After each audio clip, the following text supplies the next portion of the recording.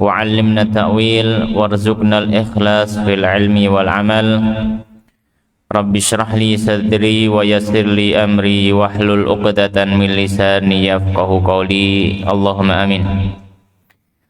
Alhamdulillah, adik para santri dan juga para hadirin rahimani wa rahimakumullah.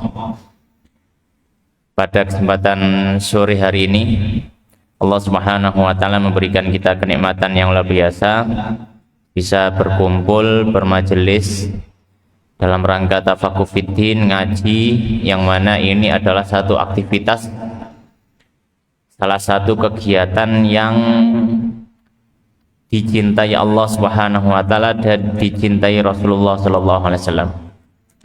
Di antara amalan yang dia termasuk ibadah, tapi kadang orang jarang menganggap dia ibadah adalah apa?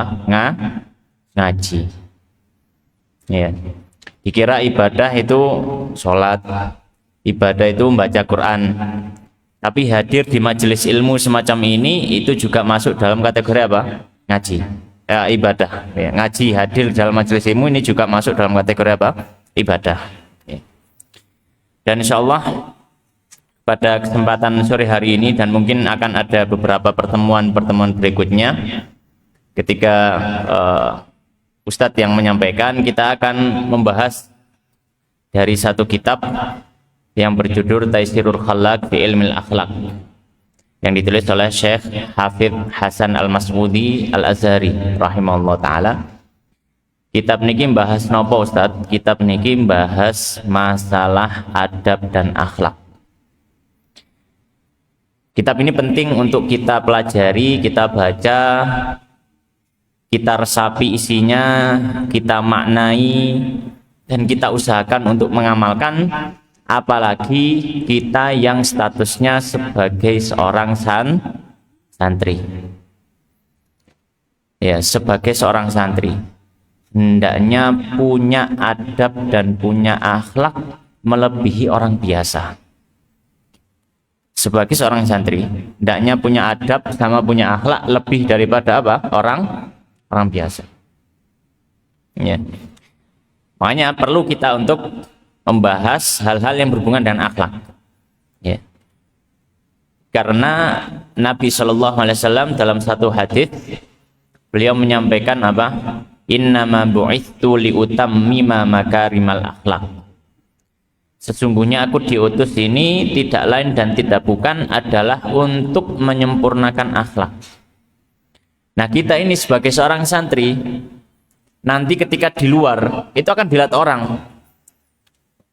Arek-arek tekan tinggi, ya. Oh, santri dari Durun Nafis. Itu yang dilihat pertama kali apakah hafalan Al-Qur'an sampean? Enggak. Apakah yang dilihat pertama kali enaknya suara membaca Al-Qur'an? Enggak. Apakah yang dilihat pertama kali kemampuan dalam berbicara bahasa Arab? Enggak. Kalau kita di luar asrama, di luar pondok, itu orang nggak ngelihat itu. Orang lihat apa? Akhlak. Ya, orang lihat apa? Akhlak. Coba kalau misalkan anak pondokan terus akhlaknya luar biasa elek, langsung jadi rasane wong. Cari mondok. Ya, akhirnya apa? Yang kena bukan cuma kita, tapi juga tempat kita mondok. Akhirnya dicela orang. Bukan cuma tempat kita, ustadz yang ngajari kita karena akhlak kita yang buruk akan juga kena. Sopo sih gurune lo? Ustadznya sampean yang kena. Ya. Maka perlu kita apa? Ngaji masalah apa? Akhlak. Baik. Maka insya Allah ya kita akan baca kitab Taisirul Khalaq ini untuk kita mulai dari pertemuan kali ini dan mungkin ada pertemuan yang berikutnya insya Allah kita lanjutkan lagi. Pertemuan kali ini kita akan baca dari muqaddimah dan juga satu bab atau bab pertama yang ada di dalam kitab ini, yaitu bab masalah takwa. Tapi di sini beliau akan sampaikan muqaddimahnya dulu. Di muqaddimah beliau akan bahas tentang 3 hal. Ya. Tentang apa yang dimaksud dengan ilmu akhlak. Ya, nanti kita akan baca. Baik, maka kita akan baca kitabnya. Bismillahirrahmanirrahim. Allahumma ighfir lana wal masyayikhina wa li talamidatina. Allahumma ighfir lana wal masyayikhina wa li talamidatina. Qala al-musannif rahimallahu ta'ala wa nafa'ana bi ilmi fid dunya wal akhirah wa dakhalahu fasiya jannatihi wa taghammadahu bi rahmatihi. Allahumma amin. Musannif di sini beliau menyampaikan Bismillahirrahmanirrahim. Beliau ngawali dengan mengucapkan kata basmalah, memberikan isyarat kepada kita untuk hal-hal yang baik hendaknya kita selalu mulai dengan apa? Basmalah. Baca basmalah. Nulis buku dimulai dengan basmalah. Makan mulai dengan basmalah. Naik kendaraan mulai dengan basmalah. Melakukan aktivitas yang baik. Ya. Termasuk di sini beliau ketika ngawali nulis buku, beliau mulai dengan apa? Bismillahirrahmanirrahim. Ya. Kemudian beliau mengatakan muqaddimatun, ya, muqaddimah, pengantar di buku ini. Maka beliau akan bahas 3 hal. Yang pertama adalah apa yang dimaksud dengan ilmu akhlak.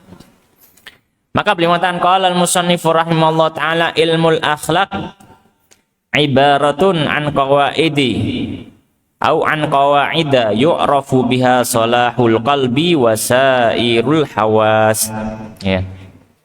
Beliau menyampaikan, ya. Ilmu akhlak itu apa sih artinya? Ilmu akhlak itu adalah kaidah-kaidah yang kita ketahui dengannya bagaimana cara memperbaiki hati dan juga anggota tubuh kita. Jadi ilmu akhlak kita apa? Adalah kaidah-kaidah yang dengannya kita mengetahui bagaimana cara memperbaiki apa? Hati.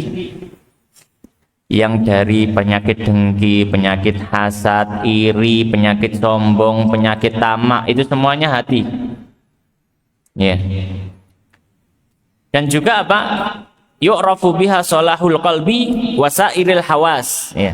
Dan juga kita ketahui dari kaidah tadi bukan hanya hati saja yang bisa diperbaiki, tapi apa? Seluruh anggota badan kita. Ya. Maka akhlak tangannya bagaimana? Akhlak kakinya bagaimana? Akhlak lisannya bagaimana? Maka tangan ini diciptakan Allah tidak boleh digunakan untuk menzalimi, digunakan untuk hal yang baik. Kaki yang diciptakan Allah Subhanahu wa taala tidak boleh digunakan untuk melangkah kepada kemaksiatan. Ya. Kemudian lisan yang diciptakan Allah, mulut yang diciptakan Allah tidak boleh dilakukan kemaksiatan dengannya, dan seterusnya. Ini nanti diketahui ketika kita apa? Ngaji masalah akhlak. Ya. Nah, kemudian yang kedua, itu tadi tentang masalah apa? Ilmu akhlak itu apa? Artinya ilmu akhlak. Yang kedua adalah yang dibahas dalam ilmu akhlak niku napa, Ustaz? Apa yang dibahas dalam ilmu akhlak? Maka beliau menyampaikan qala wa maudhu'uhu, dan tema pembahasan akhlak kita apa? Al akhlaqu min haitsu tahalli bimahasiniha wa takhalli an qabaihiha. Tema pembahasan ilmu ini adalah akhlak dari sisi bagaimana caranya menghias diri dengan perbuatan-perbuatan baik. Jadi tema yang dibahas dalam ilmu akhlak itu apa? Cara menghias diri dengan perbuatan baik dan cara membersihkan diri dari perbuatan buruk. Ya, maka ini ilmu akhlak. Maka ketika kita belajar ilmu akhlak itu berarti kita belajar untuk apa? Untuk mendiagnosa penyakit-penyakit yang ada pada kita sendiri. Jadi ketika kita ngaji ilmu akhlak itu, kita ini dalam tanda kutip koyok dokter, dicek awake dhewe. Misalkan ustadznya bahas masalah sombong, dicek ambil diangen-angen. Jadi ngaji ilmu akhlak itu bukan cuma ngafal, enggak. Tapi sambil dipikir, diangen-angen. Iya, apakah saya memiliki sifat buruk yang disebutkan dalam kitab itu? Kok kalau misalkan masih punya, berusaha. Nah, nanti adakah solusinya gimana cara menghilangkannya? Ya. Atau misalkan saya kepingin melakukan sifat baik ini, tapi kok sulit ya? Kemudian dibahas misalkan, Saya ini orangnya nggak bisa sabar. Apakah nanti ada cara-cara supaya saya bisa sabar? Nah, itu dibahas dalam ilmu akhlak. Jadi pembahasan ilmu akhlak itu adalah membahas tentang bagaimana caranya kita berperilaku baik dan bagaimana caranya kita bisa terhindar dari perilaku buruk. Ya, makanya penting ilmu akhlak ini. Ya. Kemudian yang terakhir, ya, dalam mukaddimah beliau sampaikan apa sih hasil yang bisa diperoleh ketika orang itu ngaji tentang masalah akhlak. Kalau misalkan kita ngaji masalah akidah, kan jelas supaya keyakinan kita kuat kepada Allah Subhanahu wa taala. Ngaji masalah fikih, kan jelas supaya kita bisa beribadah dengan benar. Ngaji Quran, iso maca Quran, ngafal Quran ya supaya bisa menghafal Al-Quran. Menghafal hadis, belajar ilmu hadis ya supaya kita bisa mengetahui sabda-sabda Nabi Shallallahu alaihi wasallam. Nah, saat ini Ustaz ngaji akhlak niku napa faedahe? Manfaatnya apa Ustaz kita belajar akhlak? Maka beliau mengatakan qala al-musannif rahimahullah wa thamaratuhu, dan buah hasil ngaji akhlak kita apa? Sholahul qalbi, kebaikan hati. Hati kita akan semakin lembut. Hati kita akan semakin baik. Dan perlu kita ketahui, kebaikan hati ini adalah salah satu kunci kita mendapatkan keselamatan dunia akhirat. Koyok-koyok gak ketok. Ya kan? Kelihatannya nggak kelihatan. Ibadah hati itu nggak terlihat. Ini maca Quran ketok. Saman ketok deres. Atau sholat kelihatan. Kita sholat kelihatan. Puasa juga ketahuan. Tapi kalau hati, kadang tidak diketahui kecuali oleh orang yang memiliki hati itu sendiri. Ya. Kadang orang nggak tahu bahwasanya kita ini sedang latihan untuk sabar, misalkan. Kadang orang nggak tahu kita ini sedang melatih hati kita untuk bersikap tawadhu. Orang nggak tahu. Yang tahu siapa? Kita. Ya. Maka di antara faedah daripada kita belajar akhlak adalah apa? Supaya hati kita menjadi baik. Ya. Wasairil hawas, dan juga seluruh anggota tubuh kita menjadi baik. Tidak ada harapannya kalau kita sudah ngaji akhlak ini, tidak ada perilaku tindakan yang keluar dari badan kita kecuali itu hal yang baik. Fit dunia, itu di dunia. Ya, jadi di dunia fungsinya atau faedahnya ketika orang belajar akhlak, ya, hatinya akan baik, anggota tubuhnya juga akan baik. Hatinya baik, anggota tubuhnya juga akan baik. Dan di akhirat, kata beliau, wal fauzu bi'a'lal maratibi fil akhirah, dan mendapatkan kebahagiaan dan kesuksesan di tempat yang paling tinggi di akhirat. Maka buah daripada orang yang belajar akhlak di akhirat, dia akan mendapatkan keselamatan dari azab Allah. Kata Allah Subhanahu wa taala dalam Al-Qur'an apa? Ya. Yaumul la yanfa'u malun wala banun illa man atallaha biqalbin salim. Ya. Pada hari kiamat nanti, orang sudah nggak ada faedahnya dia punya harta banyak di dunia, punya anak banyak di dunia, punya hal-hal yang sifatnya dunia nggak akan masuk di akhirat. Illa man atallah biqalbin salim, kecuali orang yang datang pada Allah dia membawa hati yang selamat. Selamat dari apa?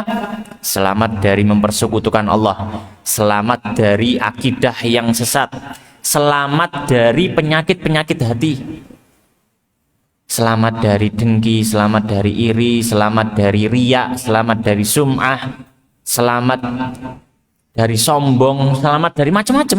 Itu semuanya di mana tempatnya? Hati. Nah, ini kalau kita nggak dipelajari, kadang kita nggak tahu, kadang kita tidak tahu. Itu tadi mukadimah sebagai pengantar dari kitab ini, membahas 3 hal yang berhubungan dengan tentang akhlak. Nah, sekarang kita akan membahas pembahasan pertama di kitab ini. Apa pembahasan pertama di kitab ini? Beliau membahas tentang takwa. Beliau membahas tentang apa?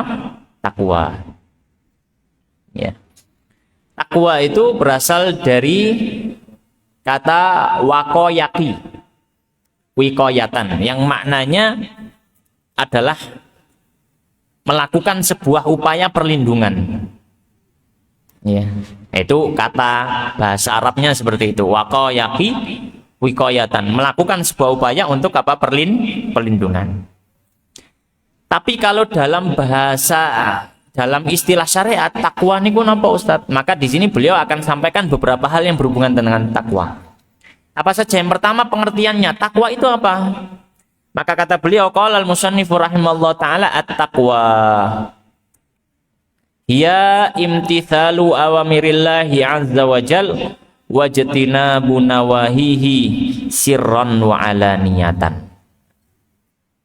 Diperhatikan ini. Beliau sebutkan pengertian takwa. Artinya takwa itu ini. Artinya takwa itu adalah kita patuh pada perintah Allah dan menjauhi larangan Allah. Kita patuh pada perintah Allah dan menjauhi larangan Allah. Tapi ada tambahan yang disebutkan oleh beliau di sini, penulis. Apa tambahnya? Sirron wa alaniyatan. Baik ketika tidak ada yang mengetahui atau di hadapan orang banyak. Ini catatan penting. Catatan terakhir ini catatan penting. Jadi takwa itu adalah kita patuh pada perintah Allah dan menjauhi larangan Allah, baik ketika tidak ada yang melihat atau kita sedang bersendirian atau di hadapan banyak orang. Ya. Maka kalau kita ini merasa bertakwanya itu ketika dilihat orang saja. Bertakwanya ketika dilihat orang saja. Tapi ketika nggak ada yang tahu, kita nggak bertakwa pada Allah. Maka hati-hati. Berarti ketakwaannya masih belum sempurna. Masih belum sempurna. Kalau misalkan ya sholat semangat, kalau misalkan ada teman-temannya, ada ustadznya, tapi pas misalkan sendirian, nggak ada orang, dia nggak mau sholat, hati-hati. Hati-hati. Bisa jadi ketakwaan kita ini bohong pada Allah. Dan tidak ada dosa yang lebih besar daripada membohongi Allah. Bohong itu dosa luar biasa besar. Bohong kepada manusia saja itu dosa, apalagi membohongi Allah. Seolah-olah kita di hadapan orang lain, kita sholat. Tapi ini karena uang, gak usah sholat. Ngapain sholat? Hati-hati. Ini berarti masih belum bertakwa dengan sebenar-benar takwa. Sedangkan apa? Allah Subhanahu wa taala menyampaikan, ittaqullaha haqqa tuqatih. Bertakwalah kepada Allah dengan sebenar-benar takwa. Ojo apen-apen takwa. Apa apen-apen itu bahasa Indonesianya? Pura-pura. Jangan pura-pura takwa. Kalau kita pura-pura takwa, khawatirnya mirip dengan orang munafik yang ada di zaman Nabi. Orang munafik di zaman Nabi itu pura-pura bertakwa. Kalau ada Nabi, mereka itu seolah-olah orang yang paling depan membela Nabi, paling semangat ibadahnya. Tapi kalau nggak ada Nabi, nggak ada sahabat, dirasani kan Nabi. Apa sih agama Islam itu? Oh, apa sih Muhammad itu? Apa sih sholat itu? Ya, mereka itu takwanya pura-pura. Hati-hati dari penyakit semacam ini. Ya.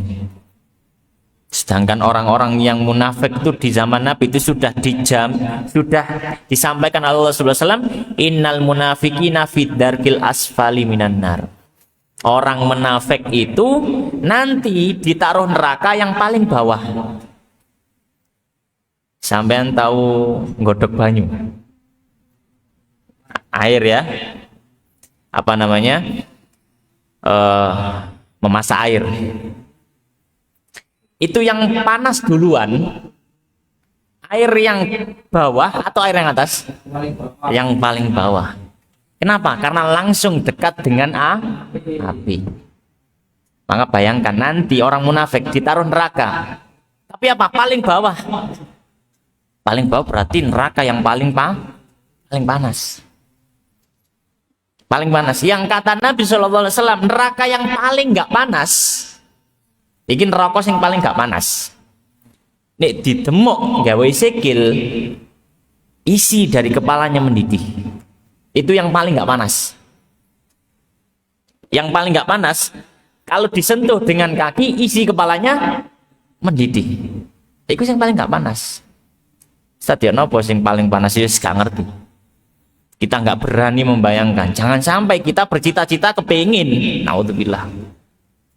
Tak incipane, naudzubillah. Incipono sik iku lho geni donya, aja ngincipi genine neraka ya. Coba sik. 2 menit ae, delen tanganmu ndukure ditaruh di atas lilin ya. Dirasakan. Sambil dibayangkan ya. Ini kata Ustadz Danang, neraka yang paling apa? Yang paling nggak panas itu kalau disentuh kaki, kepala mendidih. Ini disentuh oleh jari saja, mungkin bagian sini nggak kerasa panas, yang panas cuma sini. Coba 2 menit. Ya. Makanya aja macam-macam, aja guyon ambil rokok. Jangan sampai ya, jangan sampai menjadikan neraka bahan bercanda. Kena temen ya kapok ya. Maka ini kata beliau, pengertian takwa itu apa? Imtitsalu awamirillahi azza wa jalla wa jitinabu nawahihi sirron wa alaniyatan. Mematuhi perintah Allah, menjauhi larangan Allah, baik ketika berkesendirian, nggak ada orang, ataupun di hadapan orang. Takwa itu. Ya. Baik. Nah, maka kata beliau melanjutkan, qala fala tatimmu illa bitakhalli an kulli radilatin. Maka kata beliau, maka bertakwa ini tidak mungkin bisa sempurna kecuali kalau kita berusaha untuk menghindari perbuatan-perbuatan tercela. Ketakwaan tidak akan sempurna kecuali kita menghindari perbuatan-perbuatan tercela. Wa tahalli bi kulli fadilatin, dan menghias diri dengan semua kebaikan. Ya. Maka ketakwaan tidak akan sempurna. Makanya tadi di awal Ustaz sempat singgung bahwasanya Nabi SAW menyampaikan inna bu'itsu liutamima makarimal akhlak. Saya diutus ini untuk menyempurnakan akhlak. Ya. Dan kita sebagai seorang santri itu pewarisnya Kanjeng Nabi. Santri itu yang mewarisi apa? Nabi. Ya. Maka kita akan selalu dipandang orang. Ya. Sekolah nang di Pulau Mondok itu orang langsung memandang, oh santri. Maka harapannya ketika kita santri ini, kita memiliki akhlak yang bagus, akhlak yang baik seperti akhlaknya Rasulullah Shallallahu Alaihi Wasallam. Ya, jangan sampai kita santri tapi akhlaknya duduk santri. Ya, maka ini adalah kesempurnaan takwa. Takwa itu bisa sempurna kalau akhlaknya juga diperbaiki, bukan cuma masalah ibadah yang diperbaiki. Penting memperbaiki masalah ibadah, penting memperbaiki masalah akidah, tapi bagaimana akhlak kita kepada orang lain? Bagaimana akhlak kita kepada orang lain? Ya. Kalaupun kita sholatnya luar biasa, masya Allah, puasanya luar biasa, masya Allah, tapi sama orang ya gampang ngelokno, menggibah, ngerasani, mudah membenci orang, berbohong pada orang sudah nggak memandang ibadah kita. Ya. Makanya Nabi SAW, modalnya Nabi untuk berdakwah, modalnya Nabi di hadapan orang itu bukan ibadah. Modalnya Nabi itu apa? Akhlak. Nabi itu sebelum jadi Nabi sudah terkenal sebagai orang yang akhlaknya paling baik di Mekah. tidak ada orang yang akhlaknya lebih baik daripada Rasulullah Shallallahu Alaihi Wasallam. Sampai ada suatu ketika orang Quraisy itu pernah mau perang saudara. Gara-gara apa, Ustaz? Gara-gara di zaman itu karena sempat terjadi banjir besar. Ini sebelum Nabi jadi Rasul ya. Sebelum Nabi Muhammad jadi Nabi. Masih umur muda. Masih 30 tahunan. Pernah terjadi banjir besar sampai akhirnya Ka'bah itu mau roboh. Ka'bah itu mau roboh. Maka akhirnya Ka'bahnya direnovasi. Dihancurkan dulu, kemudian dibangun ulang. Hajar Aswad dipindah. Ketika pindah Hajar Aswad sudah nggak ada masalah. Maka sudah selesai bangunannya kotak gitu, mau mengembalikan Hajar Aswad. Ini orang-orang Mekah rebutan. Sing balik no aku, gak sing balik no aku. Rebutan. Iso sing balik no aku. Kita ini adalah orang yang paling banyak orangnya di Mekah, yang satunya enggak. Kita ini adalah yang ngatur masalah perang. Enggak, kita ini yang megang kunci Ka'bah. Enggak. Hampir mau perang. Jadi di Masjidil Haram itu orang sudah ngadeg, wis ono sing ngangkat pedang, ono sing. Kemudian ada orang tua yang menenangkan. Sudah. Kita duduk dulu, tenangkan hati kita, tenangkan pikiran kita. Kita tunggu nanti siapa orang yang pertama kali masuk Masjidil Haram, kita jadikan dia penengah. Ya, kita jadikan apa dia? Penengah yang menyelesaikan sengketa kita. Ya, dia yang jadi nengai, sing nengai. Maka orang-orang duduk, ya wis, kita duduk sudah, sabar. Qadarullah, yang muncul pertama kali adalah Nabi Muhammad Shallallahu Alaihi Wasallam. Beliau masuk masjid, maka semuanya berdiri orang-orang. Hadza Muhammad radina bih, hadza Muhammad radina bih. Itu sebelum Nabi Muhammad jadi Nabi. Orang-orang sepakat, satu Mekah sepakat, nih Muhammad sing dadi penengah, kita semua ridho. Kenapa? Karena beliau dikenal sebagai orang yang amanah. Beliau dikenal sebagai orang yang jujur, beliau dikenal sebagai orang yang adil. Akhlaknya bagus. Maka akhirnya Nabi SAW membuat keputusan, wis ndelok kain sing ngombo, beberen, Hajar Aswad ditaruh di kain itu, setiap pemimpin kabilah megang ujung kain. Terus digawa nang gone Ka'bah. Akhirnya semuanya setuju. Selesai perkara. Nabi SAW ketika beliau itu mau hijrah ke Madinah. Beliau hijrah itu gara-gara apa sih? Mau dibunuh orang Mekah. Rumahnya dikepung. Jadi beliau itu mau dibunuh orang Mekah, rumahnya dikepung. Sebelum pergi, Nabi Muhammad ini masih sempat berpesan kepada sepupunya, yaitu sahabat Ali radhiyallahu ta'ala. Nabi Muhammad ini terkenal sebagai orang yang di zaman itu belum ada tempat penitipan barang, belum ada bank. Jadi kadang orang yang punya harta itu khawatir kalau disimpan sendiri nanti hilang, dititipkan ke Nabi Muhammad. Barangnya dititipkan kepada Nabi Muhammad. Apakah Nabi Muhammad dapat upah? Enggak. Nabi Muhammad cuma ya megang titipan saja. Nyimpen tok, nek dijaluk wong ya dikekno sama Nabi Muhammad. Dan bayangkan ketika Nabi Muhammad mau dibunuh orang Mekah, Nabi masih titip kepada sahabat Ali, engko nek ana wong Mekah njupuk titipane kekno. Ini padahal dalam kondisi Nabi apa? Mau dibunuh orang Mekah. Tapi masih apa? Berusaha untuk jadi orang yang amanah. Kalau Nabi mau diambil semua itu hartanya, dibawa pergi. Tapi apa? Kata Nabi, engko nek ana wong Mekah Ali, njupuk, ambil hartanya, kasihkan padanya. Kasihkan padanya. Ditinggal semua sama Nabi di rumah. Padahal Nabi itu dalam kondisi sudah dikepung rumahnya sama orang-orang Mekah mau dibunuh. Maka Nabi itu modalnya apa? Akhlak. Maka ketakwaan kita ketakwaan kita tidak akan sempurna kalau kita tidak punya akhlak yang baik. Ya. Kemudian beliau mengatakan qala wa hiya tariqul ladzi man salakahu tada wal arwatul wuthqa allati man istamsaka biha najah. Beliau menyampaikan, maka takwa ini adalah jalan yang mana orang yang melalui jalan ketakwaan dia akan mendapatkan petunjuk. Orang yang berusaha untuk bertakwa, maka Allah Subhanahu wa taala akan berikan dia petunjuk selama hatinya benar ingin bertakwa pada Allah.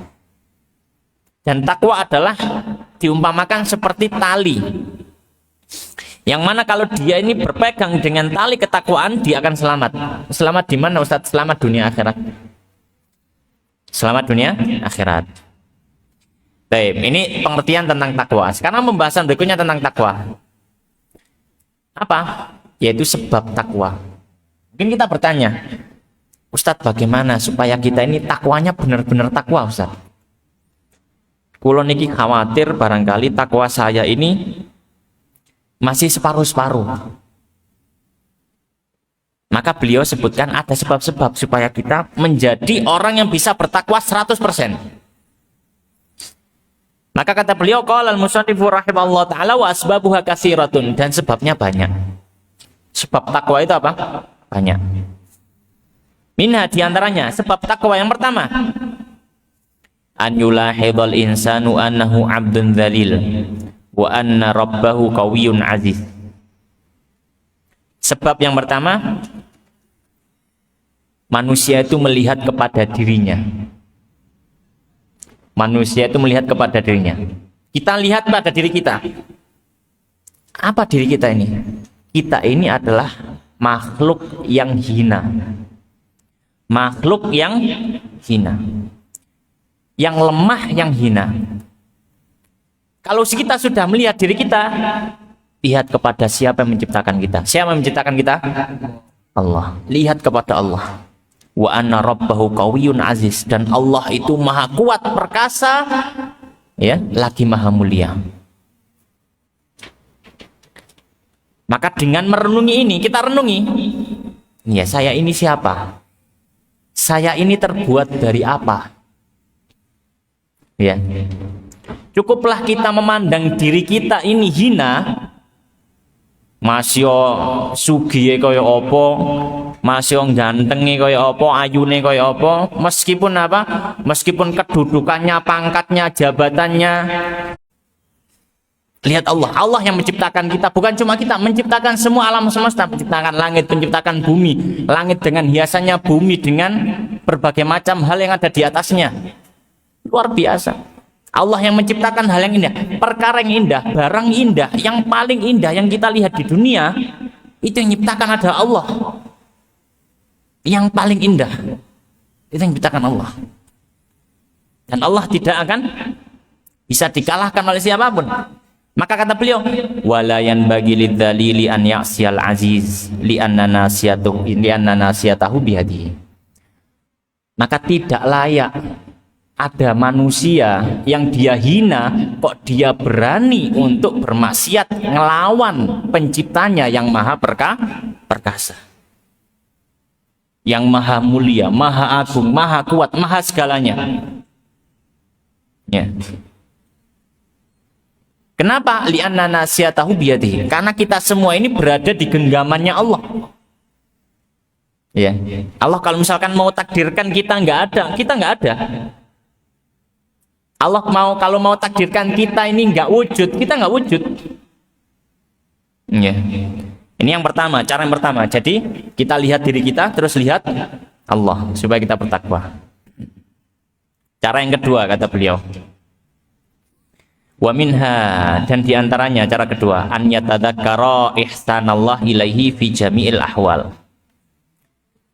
Hendaknya dia ingat kebaikan Allah padanya dalam semua kondisi. Dalam semua kondisi ingat kebaikan Allah. Ingat kebaikan Allah. Ya. Yeah. Maka ketika kita mungkin dalam kondisi yang paling buruk, jangan cuma melihat sisi buruknya, lihat sisi positif yang lainnya. Ya, lihat sisi positif yang lainnya. Misalkan taruhlah ya. Ada kisah seorang tabiin kalau nggak salah namanya Urwah bin Zubair. Kalau nggak salah Urwah bin Zubair. Beliau itu didiagnosa penyakit di zaman itu masih belum ada pengobatan yang luar biasa. Didiagnosa penyakit yang penyakit itu kena kakinya, salah satu kakinya gitu. Akhirnya apa? Dokter mengatakan ini harus dipotong. Kalau enggak, ini nanti nyebar, Anda bisa meninggal. Maka kata Urwah bin Zubair, ya sudah, potong saja. Terus zaman itu belum ada bius. Ustaz, ya nopo Ustaz? Dipotong gitu, langsung. Di zaman itu, kalau orang mau bius, itu orang dibuat mabuk. Orang dibuat apa? Mabuk.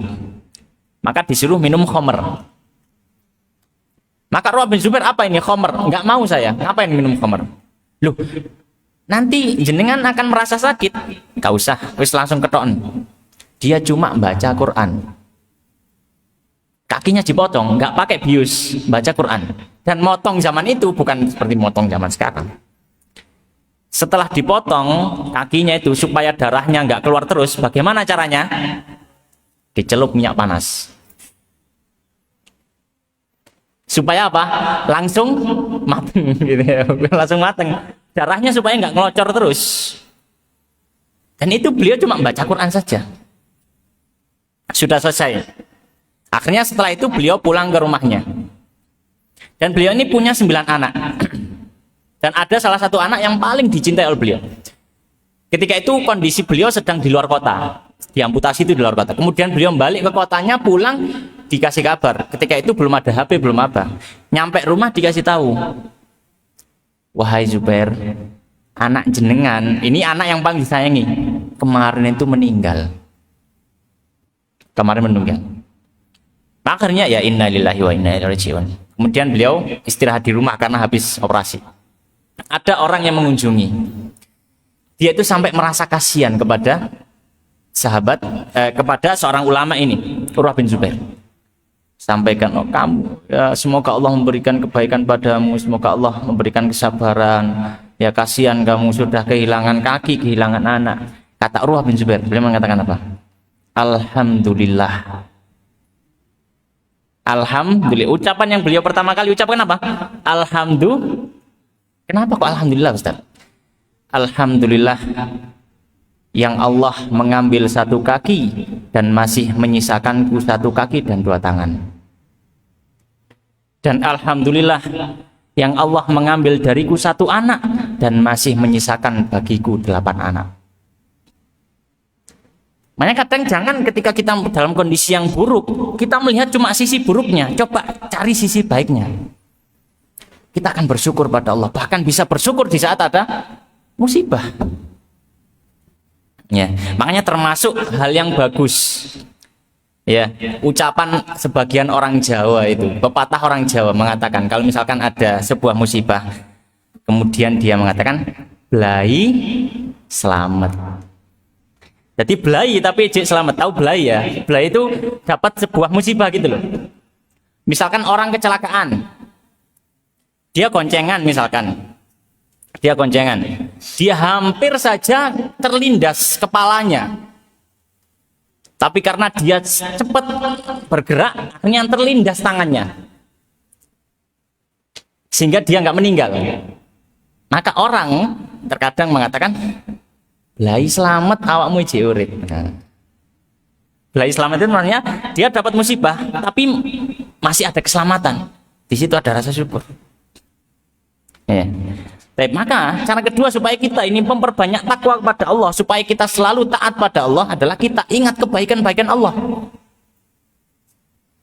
Wa man kana kadzalik la yanbaghi an tujhada ni'matuhu. Maka barang siapa yang bisa melakukan hal ini, dia tidak akan berani untuk apa? Untuk ya, mendurhakai nikmatnya Allah. Dia akan sadar tangan ini nikmatnya Allah. Dan Allah memberikan tangan bukan untuk melakukan kemaksiatan pada Allah. Wong Allah yang memberi. Bayangkan ya, ada orang ngasih sampean misalkan sepeda motor. Terus sepeda motor yang dikasih orang itu sampai gunakan untuk nabrak orang yang ngasih. Bagaimana kira-kira hati orang yang ngasih sepeda motor tadi? Akan marah. Tangan ini siapa yang ngasih? Allah. Terus kita gunakan untuk bermaksiat pada Allah. Ya. Maka tidak layak. Baik. Ini yang kedua. Yang ketiga kata beliau, wa minha an yatadzakkarul maut. Mengingat kematian. Mengingat kematian. Kenapa? Li'anna man alima annahu sayamut. Karena siapapun yang dia tahu dia akan mati. Wa anna laisa amamahu illal jannah wa awin nar. Dan dia juga paham kalau sudah mati masa depannya itu cuma dua pilihan. Nggak mungkin ada pilihan ketiga. Kalau nggak surga, neraka. Maka kalau sudah menyadari ini, kita sadar itu ba'atsahu dzalika ilal a'mali shalihah hasbal istita'ah. Kalau orang itu sudah ingat mati dan dia ingat kalau dia mati pilihannya cuma dua, kalau nggak surga neraka, maka akan membuat dia bangkit untuk mengamalkan amal soleh. Dia akan sudah nggak berani lagi bermaksiat pada Allah. Dia akan selalu patuh pada Allah. Dan termasuk amal baik apa? Termasuk amal soleh yang bisa dilakukan. Apakah sholat saja Ustaz? Nggak cuma sholat. Amal soleh banyak. Di antaranya apa? Wa minal amali sholihah musa'adatul muslimin. Bantu orang muslim. Ada teman di sini yang butuh bantuan, kita bantu. Ada saudara kita bantu. Ya mungkin barangkali pas liburan pulang di rumah ada ibunya kelihatan capek, pegel, nyapu-nyapu, kora-kora, ngepel, dibantu. Loh Ustaz, saya kan laki-laki. Loh kenapa memangnya kalau laki-laki? Nek lanang terus kayak gelem nyapu-nyapu ngono ta? Enggak. Laki-laki nyapu-nyapu nggak ada masalah. Laki-laki ngepel nggak ada masalah. Ya, nggak ada masalah. Bantu orang tua itu termasuk amal soleh yang paling utama bagi seorang anak. Bikin bangga orang tua. Oh masya Allah, cene bener mondok le, tambah api. Bukannya malah ketika pulang dari pondok pas liburan mungkin ada yang pulang di rumah malah tulan HP, njaluk duit, muring-muring nih ketika duit. Ini bukan akhlak seorang santri. Di rumah itu waktunya kita tunjukkan mondok oleh opo. Mondok itu dapat apa? Itu tunjukkan orang tua. Ya. Maka kata beliau minal a'mali shalihah musa'adatul muslimin, bantu orang muslim. Wan nadharu ilaihim bi'anil 'atfi war rahmah, dan melihat kepada sesama kaum muslimin dengan pandangan lembut dan kasih sayang. Ya. Jangan pulang pondok semua orang dimusuhi. Gak podo koyo aku, berarti musuhku. Kok gak podo wisan, berarti musuhku. Musuh kabeh. Terus sing duduk musuhmu sapa? Ya awakku dhewe. Jangan. Bahkan orang tua ketika di pondok, ketika pulang dari pondok kemudian mengusir orang tuanya sendiri. Hati-hati, jangan sampai.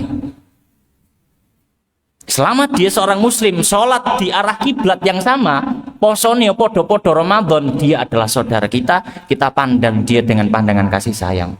Kalau misalkan nggak sama, ya mungkin kita anggap beliaunya belum tahu, dan kita tetap menghormati kalau lebih tua, dan kita menyayangi kalau lebih muda. Dikandani nek kena, dikandani. Ya, kalau nggak bisa ya sudah, kita tetap melakukan hal yang baik. Ketemu ya salam. Kalau orang yang lebih tua masih keluarga kita, kepethuk salim. Iya. Bertemu salim, cium tangannya. Menghormati, ketemu Mbah, ketemu Pak D. Ya. Jangan enggak podo mbek aku mau saliman. Enggak boleh. Ya. Maka wan nazar ilaihim bi'anil 'afwi war rahmah. Kata beliau khususan idza sabaqa minhum ihsanun ilaihi. Apalagi kalau orang itu pernah berbuat baik kepada kita.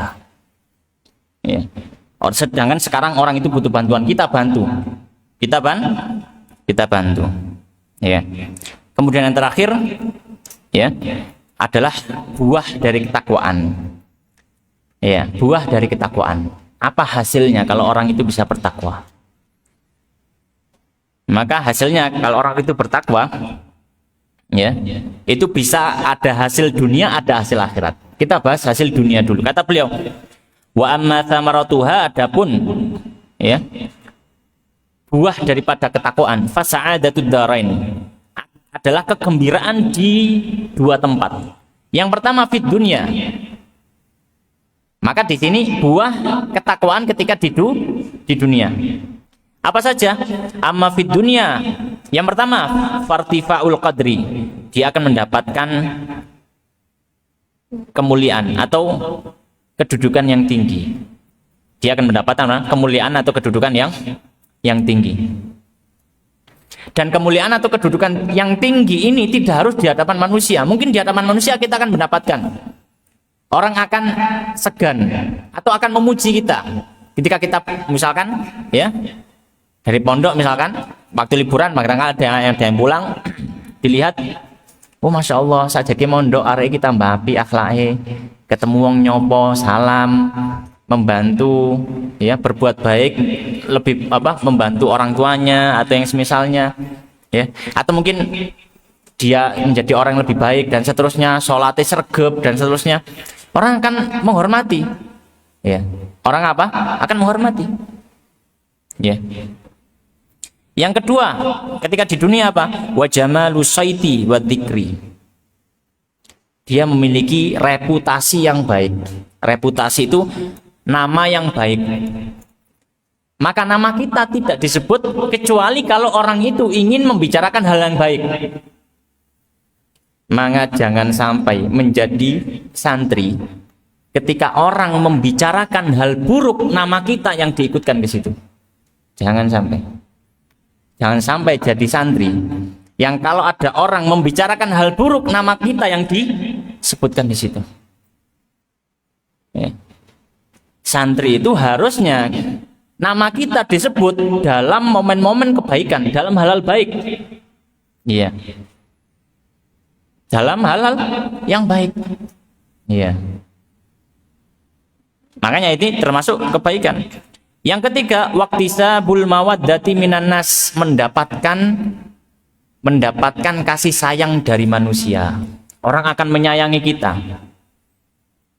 Bahkan orang tua kita barangkali ya, yang masih memiliki orang tua atau mungkin guru-guru kita.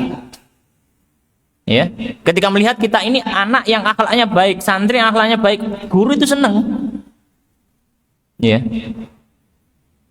Kenapa? Kata beliau, li'anna sahibat taqwa yu'adzimuhul asaghir wa yahabuhul akabir.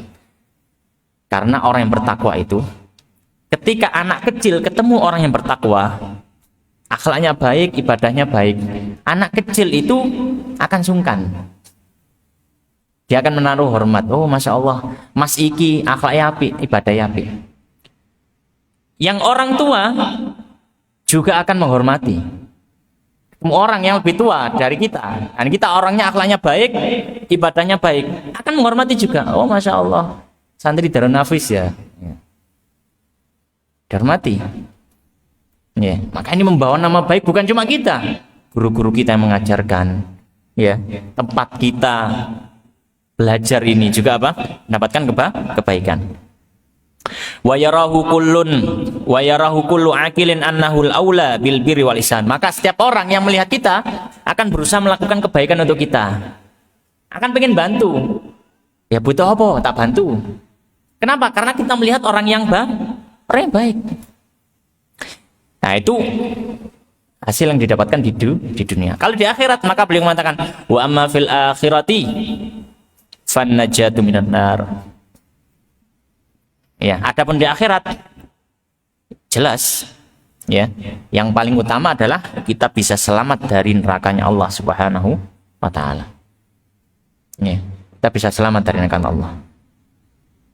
Wal fauzu bidukhulil jannah, dan kita dapat keberhasilan dengan bisa memasuki surganya Allah Subhanahu wa taala. Dengan apa ini didapat? Dengan ketakwaan kepada Allah. Ya.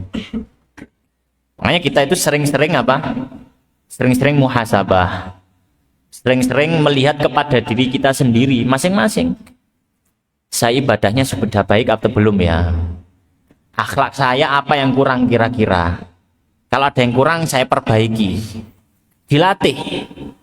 Ya, ada waktu-waktu tertentu yang mungkin pas misalkan sampean dewian, terus angen-angen dewi. Ya Allah, kula niki kurang nopo ya Allah. Ya Allah, saya ini kurang apa? Apa yang kurang dari saya?